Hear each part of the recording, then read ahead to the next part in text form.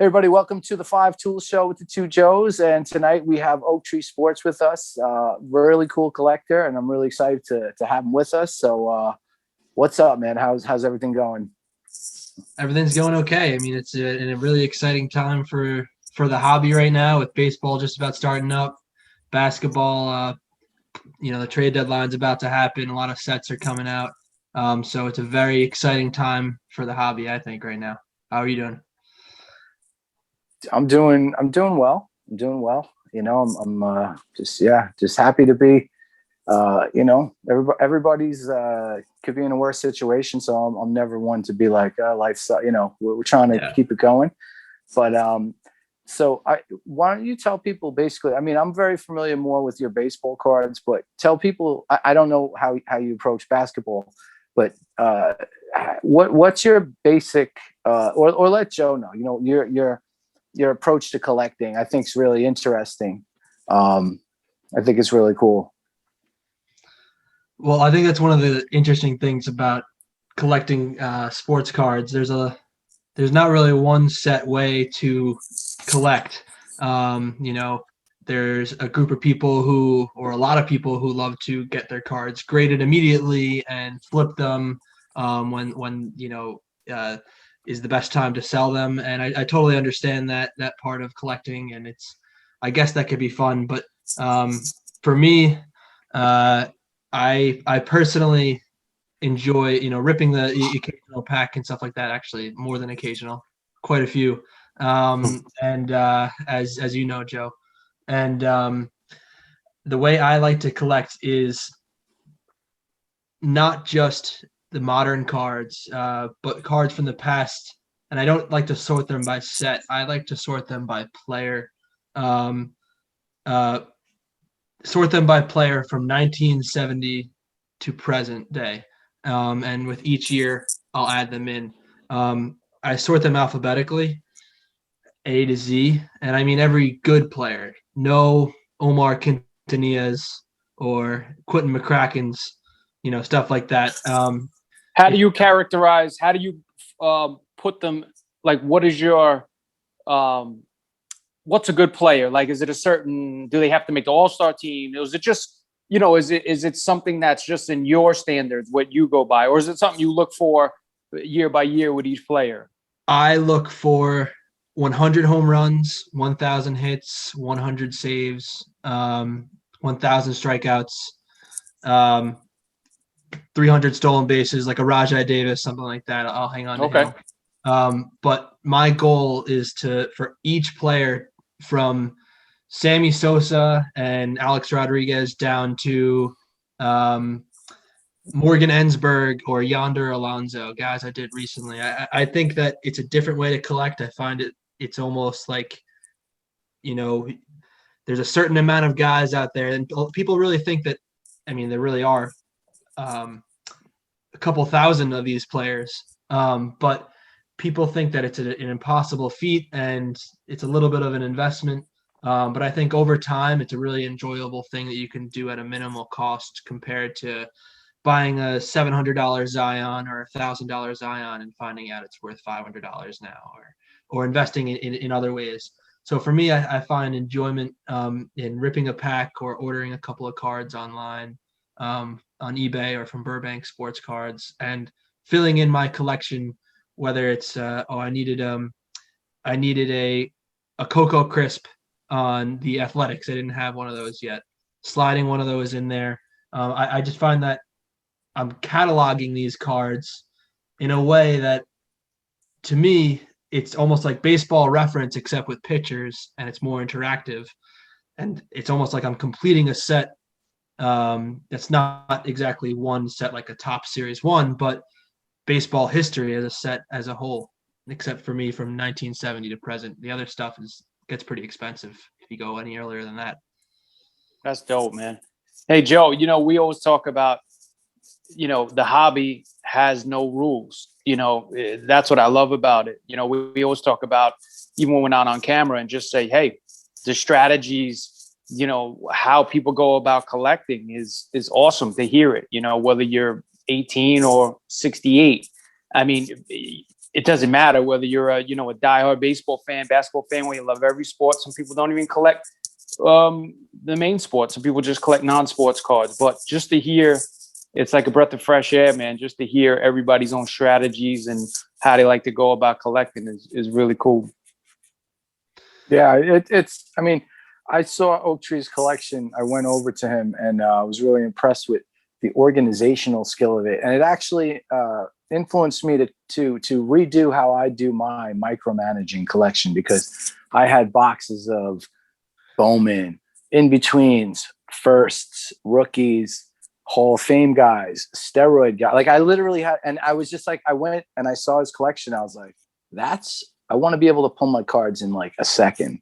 So I literally put all my archives together. I mean, I have my special cards that I like in one touches, and my sets. I have sets between 85 and like say 91, 92 actually, 84 and 92 in binders and stuff like that. But other than that, I pretty much have really changed the way I put my cards together. And organizing is so important. And that's something I wanted to talk about, because when people who start collecting anything, not even cards, but we'll talk about cards. It's like, okay, fine. So you're going to collect, you have your setup. Great. You're buying more. That setup needs to change, because now you need more space, whether that's, okay, now I need a 5-row box as opposed to a 3, or I need another shelf or another binder. But I really appreciate the way, Oaktree's collection was set up, just completely in alphabetical. He had a case with all his nice, beautiful hits, and everything else was like accessible. So I did that too. So now I have my stuff like that. I have actually a rookie box. My rookie box is still separate. I need my rookie box separate. And then I have a box of like players that I like, and nicer stuff like inserts, and a couple of boxes of one touches and stuff that I like. But my archives, like the heart and soul of my collection, pretty much is like that now. So there, Canseco is back in, with Maddox and stuff like that. Like I used to have a book with guys who were like, hey, you're a borderline guy. Willie Randolph and Canseco and all these amazing guys. It's like, really, these guys are great. And the Hall of Fame is increasingly, becoming kind of a sham. I hate to say that, but really, when you start to look at the way some people are getting in, some people aren't getting in, the way it's done now, it's too arbitrary. Yeah. It's ridiculous. Yeah. Absolutely. It's arbitrary. And it's, so for me, it's like, I just, to organize like that for many reasons, is cool. Yeah. I think also, go ahead. Joe, how do you organize your collection? I never asked you this. It was like the same thing with you. Mine, especially coming back into the hobby only like a year ago, my stuff was everywhere. It was just like, I didn't even know where to start. And then I just kept it simple. And I said, you know what?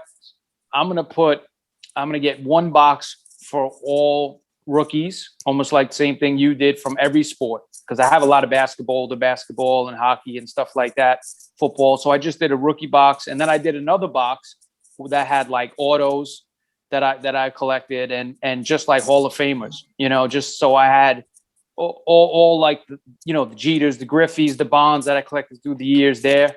And then I have my rookies, and then I have binders that have like, maybe guys that are fringe guys, or just like guys or cards that I just love. I have a binder of just cards I love, whether they're worth 5 cents or $50. It was just cards that I collected through my childhood that I have an emotional attachment to, that I'll just never get rid of or sell or trade in, or they're just my cards that I put time and effort into. So I do it that way. And then, like you said, any sets that I had or stuff like that. But I do have binders, boxes, and boxes, and then obviously top loaders or whatever else for the major cards. Yeah. That's cool. I mean, don't you feel like you always need more work? Like you always feel like it's never over. Like no matter what you do, it's never gonna be over. It's never. You could spend. That's the beauty of it. We think it's gonna be over. Yeah. It's not gonna be over. You spend 2 weeks on something, and then you have a talk with someone. You go, oh yeah, maybe I could do that, or like maybe I should do this, or it's just it never ends. Or that one set, or those like 25 sets that you've been holding off, and you're like, you know what? I'm gonna get 1 or 2 of those now. Yeah. As soon as you think you're done with whatever set you're completing, or that's the beauty of it, though. Yeah, it is. That's where I get crazy with set. Like when I buy too much of a particular product and I'm putting sets to, that's when my brain goes nuts when I'm putting sets together. And I'm like, yeah, what am I doing here? Am I really spending 4 hours putting these cards in order? I mean, and then, I always dismantle the sets. I put a set of 19, I just put a set of 91 O-Pee-Chee hockey together and I dismantled it. I took out the Modanos. I took out all the cards I want. And it's just kind of crazy. I always go back to putting the players next to them. Like sets are nice. It's the nice thing about a set is that you get to see the cards in context with other cards. So it's like, if you just see this card by itself, okay. But when you see where it is and you see where it would be on the printing sheet as well, to some extent, when you're looking at the cards in numerical order, it's kind of cool. It gives you how the card looks in context with all the other cards around it. And that's really important to me. So, but even with my sets, I'll pull out the cards I want, I'll do this and that. But absolutely, like the whole organization part of collecting for me anyway is a huge part of it. I can always be like, you know what? I'm just going to go reorganize right now. And that's why I'm always telling Oaktree, man, I'm always like, he's like, oh, did you finish? I'm like, yeah, but I did. But you know what I've noticed to do? Allow yourself to have some box with weird stuff in it. Have just a random box, because there will never be a day for me where like there's not one card that's weird. Like, yo, I got a 1980 Ron Say right here, dude. I don't even know why this card. Like, I need to put this card away, but I don't want to put it away. And then I have, well, anyway, but you get the point. No, I know what you mean. 100%. 100%. It's like, I think it's like that with me with Ricky Henderson, because he was always my favorite player. And then I always listen, you can go forever to collect Ricky Hendersons, so it's like. You want to see something? Not to interrupt. No, go ahead. But he is one of the guys growing up, and I used to love reading, or still love reading the stats in the back of cards. I'm glad Topps brought that back, by the way. They cut it in half a couple of years, for a few years, so you can only see the recent 5 years. But when I was a kid and I would hear stories and read online about Barry Bonds and Hank Aaron, all the records, Ricky Henderson, and I would see their long stats, that would be something that I would always look into. And, oh, wow, he was on like 10 teams. So that was kind of always in the back of my mind since I was a little kid. Like, wow, I wish I could have Ricky Henderson on every team and maybe put him on a page so I can, like tell his story. For each of the players that I put in there, each page is a story, not just one photo. It shows them aging. It shows them on different teams how they looked. Sometimes, for some players, they have historic photos. Like I have a card of Rob Murphy or something like that using an old fat computer or a fat cell phone, something like that. Anyway, going back to Ricky Henderson, this is a picture of myself in 1999 pulling a Ricky Henderson card. That's fresh.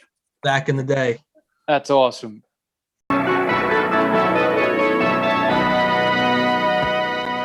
I wanted to, Oaktree, I want to talk to you about basketball because I know you're a heavy basketball guy, and it relates to what we're talking about. The guy at my LCS is telling me now that like boxes are $1,200. There's a new box that's $1,200 and this and that. Is that true? What's going on? Like that to me, even Bowman. I know you guys were complaining a little bit about baseball and how it's starting. You need money for this hobby and all that stuff. You do. At least it's still within reach of kids with like allowances. They can get a couple of packs. Opening day was $10 for 4 packs. You can still get basketball or baseball cards for $5 or $6 a pack. Sometimes Stadium Club a little more. Other packs more, of course. But basketball, man, it's getting bad. It's getting bad. Like it's really nice product, but it's so hot right now that Panini and LCS's, well, really Panini because they have a monopoly in the basketball card market, is so hot right now, and they're cornering the market and they're increasing prices exponentially. We're talking, you could buy a box of Prism last year for, I don't know the exact price, I think 400, 500, 600-ish, somewhere in there, give or take. Excuse me, how many autos are you getting in a box like that? One. Wow. Yeah, one. And I think on average you can technically get two, but you never get two.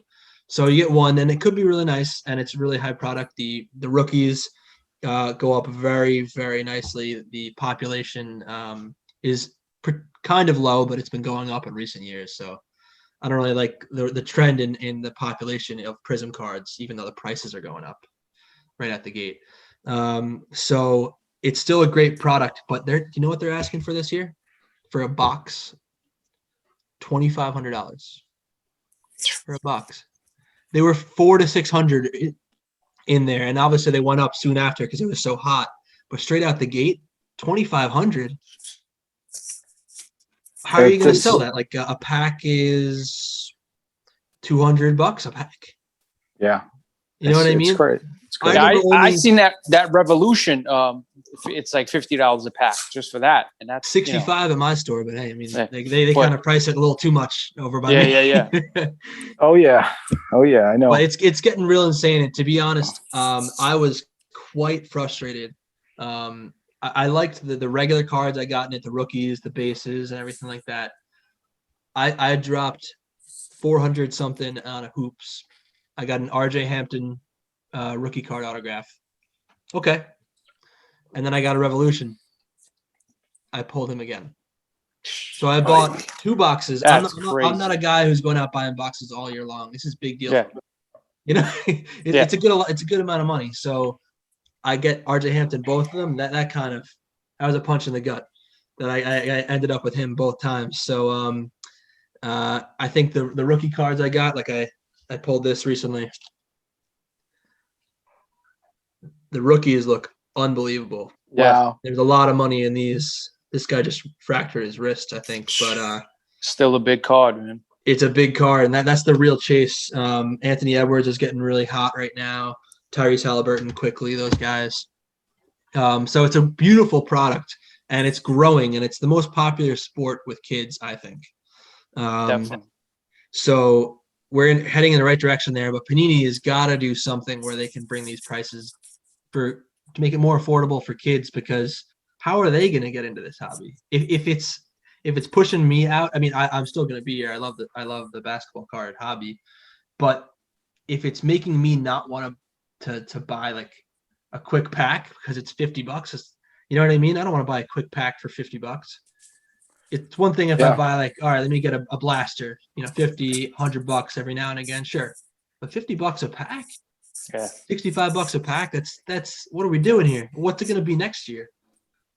What's the main, like, if there were what's the most risky part of the basketball? Is it the same thing with baseball? Is it like the newer players? How's the older stuff doing? I know the Jordan's going through the roof, but like, what about all right, the 90s Malones, refractors, anyone in the Hall of Fame from the 90s is booming. Maybe not as much as they were a couple months ago when the documentaries are coming out.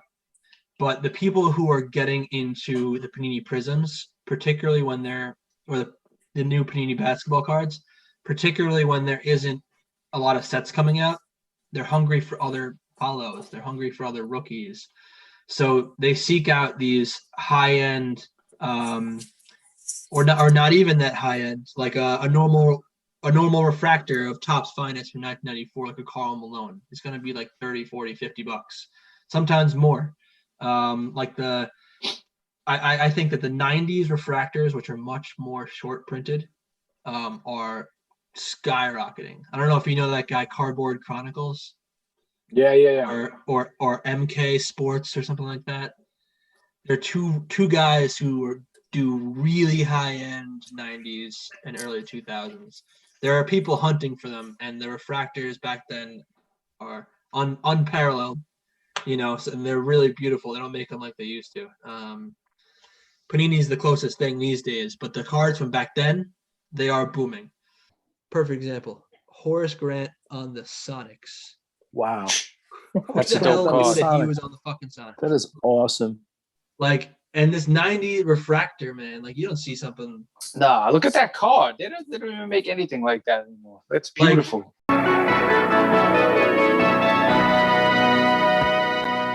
A lot of people, I don't think, look into one good thing that Topps does is put commemorative cards in the packs. I know it's filler, but it's cool. You get a Harmon Killebrew, you get a Hank Aaron. Young kids learn about these guys. And I don't feel like enough of them nowadays are just like, they're just like, yo, Trout, Acuna, Tatis, Soto, and who else am I missing? There's like 5 players that people collect. And I mean, I collect those guys too. Those guys are awesome. But what you said before, Oaktree, that I find really nice is that all these cards tell a story. If somebody would say, what are you guys doing? You have all these pictures of these dudes on baseball cards, but you turn it over and that's what you learn. Me and Joe had conversations about this. You arm yourself with data, hard data that you learn that up to that point is accurate to that season, or some things that will never change.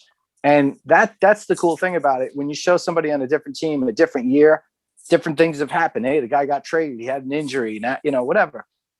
Not enough people care about the cards, the in-between card. All they care about is, I want the rookie card. I want the rookie. Oh, do I have the rookie? I know. PSA 10. And then eventually they get burnt out and then they're like, don't care anymore. They're not even really collecting. I understand that part of the hobby and I respect it. It's just, I do a little bit of that, and I gamble a little bit with these nice basketball sets, and see if I can get an autograph or a nice rookie. But I mean, my main focus is on my other collection, which is cheap dollar singles, maybe sometimes a little bit more, like the Killebrew. Killebrew is $50, but sometimes when you're getting towards the end of a collection, they start to get a little bit more to be more expensive. But go back to what you were saying. No, I appreciate that you appreciate the cards in between a player's, rookie year. And I mean, because nowadays it's pretty much, this is the rookie card. That's all I want. And another thing is that in 1984, 1985, and Joe can attest to this, if you got a wax box or whatever, you got a cello pack or whatever, and you're looking for like a few cards, like the Mattingly rookie, the Strawberry rookie, 85, you're looking for Gooden, you're looking for, Clemens. That's it. Anybody can pull that card. A little kid can pull it. Another person pull it. Nowadays, it's like there's special clubs that are getting the first, the first edition Bowman and this and that and all this crazy stuff. And it's like, dude, listen, everybody had an equal shot back in the day to pull. Nowadays, I watch guys ripping cards on YouTube. Okay, what's the chase? Let's just say it's Mountcastle or Alec Baum, right? They get to the Alec Baum. Oh, cool, Alec Baum, Mountcastle. Now, when we were kids, you hit that Alec Baum, you were good. You were like, oh, I just hit the Alec Baum. Unless you get a gold Alec Baum, unless you get a low numbered one or auto, this and that, people don't care about it. And this is the crazy thing to me. And I always say this, I'm happy with base rookies all the time because they're making 90 million of these cards. So if you want to be out of the 2021 that are going to get that Alec Baum rookie, you're going to pay a lot of money. And let me tell you, nobody knows what Alec Baum's going to do. Nobody knows what any of these guys are going to do.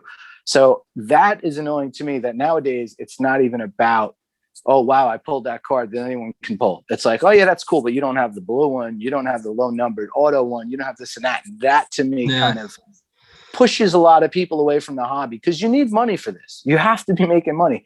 You can't be like, some guy who's like, yeah, I make a couple of bucks. I want to get a few sets, or you need to make money to buy baseball cards or any cards. Like you have to have money now. When we were young, we didn't know anything about the pop, what the pop was. If you pulled a Ken Griffey Jr. rookie, you're golden. You're good. No one knew if when we were kids, we didn't look if it was centered. We didn't, as long as it was in good condition, it was in good condition. Yeah. Nowadays, with the pop and the way everything is with graded, and these kids have so much information at their disposal to know there you that go. stuff. That's my point. Yeah. Like, look at Acuna.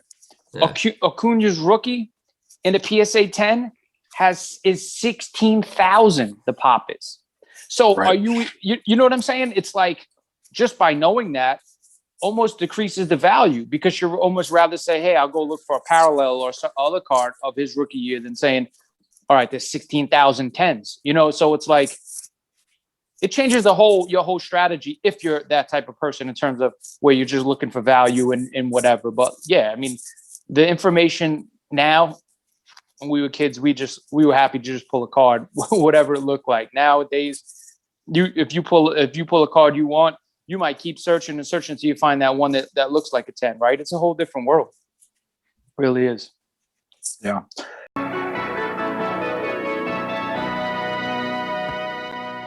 Quarter classics.